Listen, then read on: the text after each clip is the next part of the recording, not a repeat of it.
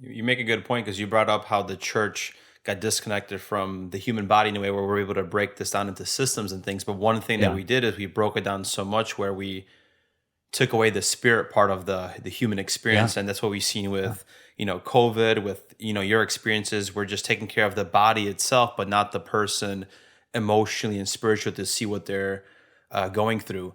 And then Yeah. after you left your practice, you decided to create your own practice, which is maybe not centered so much around the metrics that the current state of the industry and healthcare is doing. So nurses listening, they know the day to day of OBGYN in the healthcare field. How does your day to day look like with your own practice? What are you more focusing on with your experience of the mother and baby so they have the proper transition? And yeah, what are just your responsibilities from your day to day, and how does that look like? How's that changed from the hospital setting?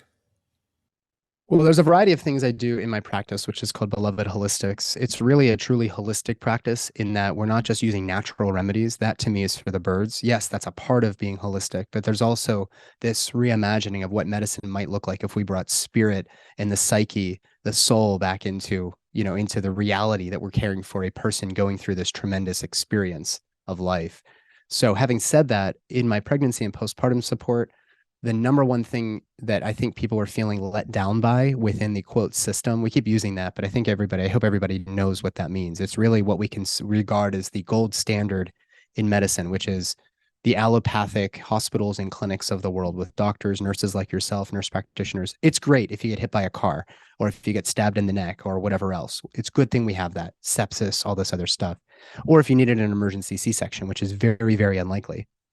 Um, but what they're finding is they're not getting enough. They're not getting enough counseling about the basic interventions. Some really common ones: GBS, Group B strep, is a type of bacteria that can get on the baby if you're colonized in the vagina. ROGAM, which prevents you from becoming alloimmunized against Rh factor on red blood cells. Vitamin K, the hepatitis B vaccine, which is given for day one in your baby's life. Circumcision, induction, C-section, twins, breech, like virtually everything that could be offered to you. People are like, I don't really understand why we're doing this, but the doctor said it was a good thing. So I do quite a bit of in-depth counseling there. I also do quite a bit of counseling for soon-to-be fathers. Our generation doesn't have a lot of great modeling for what our role in childbirth, in pregnancy, childbirth, in the postpartum period. So I'm doing quite a bit of that. So I have a couple that comes to me, and I'm spending as much time with the dad, the soon-to-be dad, as I am with his pregnant spouse. And then, before they even get pregnant, I do quite a bit of turning over stones that the medical industrial complex hasn't been willing to turn over.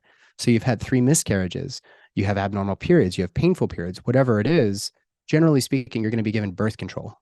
And birth control is a synthetic endocrine disruptor. It wrecks the gut, it wrecks the nervous system, the immune system, the endocrine system. People come to me, they've come off of birth control and they're feeling very sick, and their bodies are acting very sick. So I actually have to get their health dialed back in through maybe a stool analysis. There's something called a Dutch test, a lot of other functional tests we can do, help them get that on board.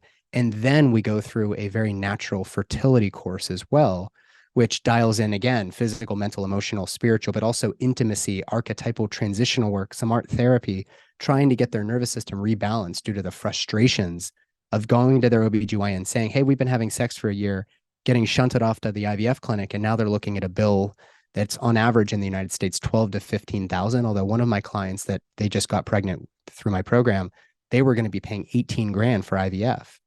So this is really where the system again is kind of letting people down, and they're just going out looking for other options. And I was curious about this because we weren't going to do IVF ourselves, and I was desperate for us to get pregnant. So we didn't get pregnant right away. And I was like, I'm an OBGYN. I have all this shit figured out. And of course we didn't.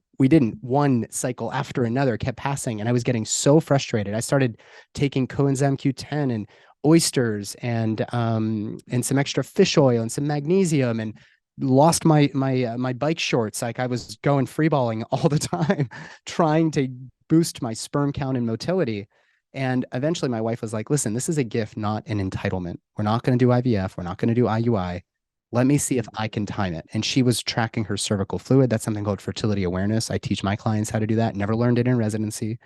And sure enough, within like one or two cycles, bam, we went out to a restaurant and the photographer was like, 3, 2, 1, say we're pregnant. And she totally got me.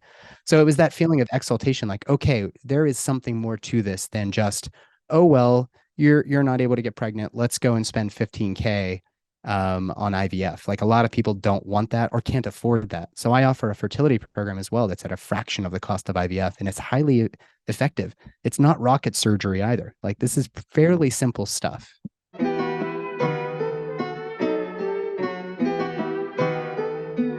Oh, I gotta go. I've been working, told them please don't hit my phone. I'm in my zone, bruh, just leave me alone. Was on the road, but I swear I'm coming home. Now the drinks on me,